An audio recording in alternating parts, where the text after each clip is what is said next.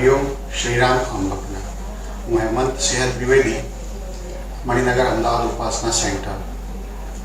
हूँ 2006 थी सद्गुरु बापूना संपर्कमां छुं अने 2006 पछी 2007 जान्युआरी महीनामां अचानक मने रात्रे पेटमां दुखावो पड्यो। आखी रात सखत दुखावो रह्यो। ए पछी मैं जुलाब माटे फाकी लीधी અને પાણી પીધું। લગભગ આખી રાત હું આમથી તેમ ફર્યા કર્યો, પણ મને ન તો સવારે જુલાબ થયો કે કશું જ થયું। મારા પડોશીને મેં કહ્યું કે દિલીપભાઈ, હવે તમે અહીંયા આવો ને આપણે દવાખાને જઈએ, કારણ કે આખી રાત મને પેટમાં દુખ્યું છે અને કોઈ જ ફરક પડતો નથી। એટલે અમે મારી નજીક લગભગ 1-1.5 કિલોમીટર દૂર છે હોસ્પિટલ, શ્રદ્ધા હોસ્પિટલ, એમાં અમે ગયા। ત્યાં હું ગયો એટલે મને ચેકઅપ કરી અને મને કે ભાઈ તમારે એડમિટ થવું પડશે, અને હું એડમિટ થઈ ગયો। અત્યાર સુધી લગભગ કોઈ પણ મેડિકલની મારે આવ્યું નથી, પણ આ વખતે મારે એડમિટ થવાનું આવ્યું એટલે મને એકદમ ગભરાઈ ગયો કે ભાઈ કેવી રીતે આ શું થશે, કેમ એડમિટ થયો। હું ગયો, ત્યાં આગળ એડમિટ થયો। 9 વાગે લગભગ ડૉક્ટર આવ્યા, ચેકઅપ કર્યું અને મને બોટલ ચડાવી દીધા અને દવાઓ લખી આપી અને કીધું કે ભાઈ ટ્રીટમેન્ટમાં તમારે પાણી પણ નથી પીવાનું અને કશું થૂંક પણ ગળવાનું નથી। બોટલ ચડાવી દીધા અને લગભગ 1 દિવસ થયો, 2 દિવસ થયા, પેટમાં મારો દુખાવો ઓછો થાય જ નહીં।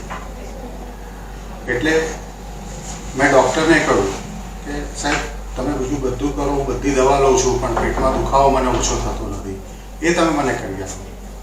ગેસ્ટ્રોએન્ટરોલોજિસ્ટનો સંપર્ક કર્યો, એ પણ વિઝિટમાં આવ્યા, એમને પણ મને બીજી દવા લખી આપી અને એ દવા પણ લીધી।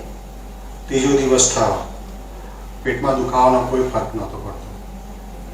આ સમયે સુરેન્દ્રસિંહ કરાંડે, હું વેસ્ટર્ન રેલવેમાં છું અને સુરેન્દ્રસિંહ કરાંડે એ અમારા મેનેજર તરીકે મુંબઈથી ટ્રાન્સફર થઈને આવ્યા હતા। એ વખતે સદગુરુ બાપુનો ફોટો એમના ટેબલ પર મૂક્યો હતો અને એમની પૂજા રોજ કરતા હતા અને પછી એમનું કાર્ય શરૂઆત કરતા હતા। એટલે અમારા પટાવાળીએ સ્વાભાવિક કહ્યું કે આ તો સાહેબ તો પોતાની પૂજા કરે છે। મેં કીધું એવું ના હોય ભાઈ।